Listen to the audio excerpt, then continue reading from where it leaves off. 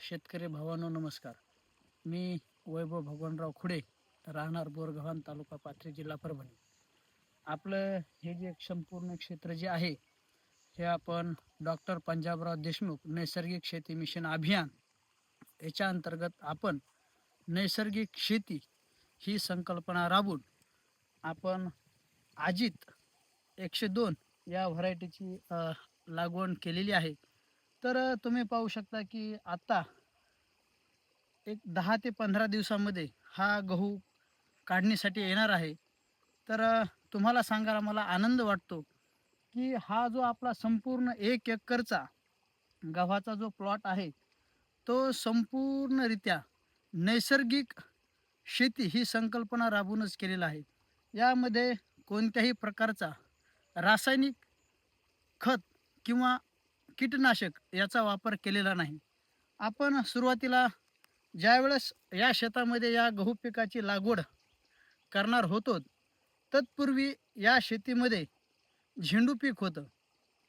आपण झेंडू पिकाला ट्रॅक्टरच्या साहाय्याने रोटावेटर करून त्याचं जे काही काड आहे ते या जमिनीमध्येच गाडलेलं होतं आणि त्यानंतर आपण ह्या शेतावरती कोळप्याच्या सरीने सरी काढून टोकन यंत्राच्या साहाय्यानं ह्या गव्हाची लागवड केलेली आहे. गहू पिकाची लागवड करत असताना आपण ह्या गहू पिकाला बीज प्रक्रिया केलेली आहे.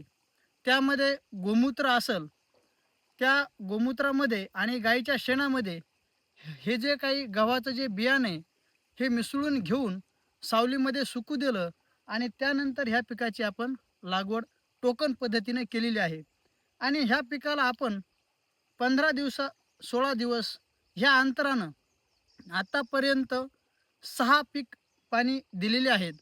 तर 6 पाण्यामध्ये हा आपला गहू आलेला आहे. यावरती आपण कोणत्याही प्रकारची रासायनिक कीटकनाशक फवारणी केली नाही. परंतु नैसर्गिकरित्या जरी आपल्याला उत्पादन घ्यायचं असेल, तर आपल्या पिकाला जे काही नत्र, स्फुरद, पालाश हा तर गरजेचा असतो.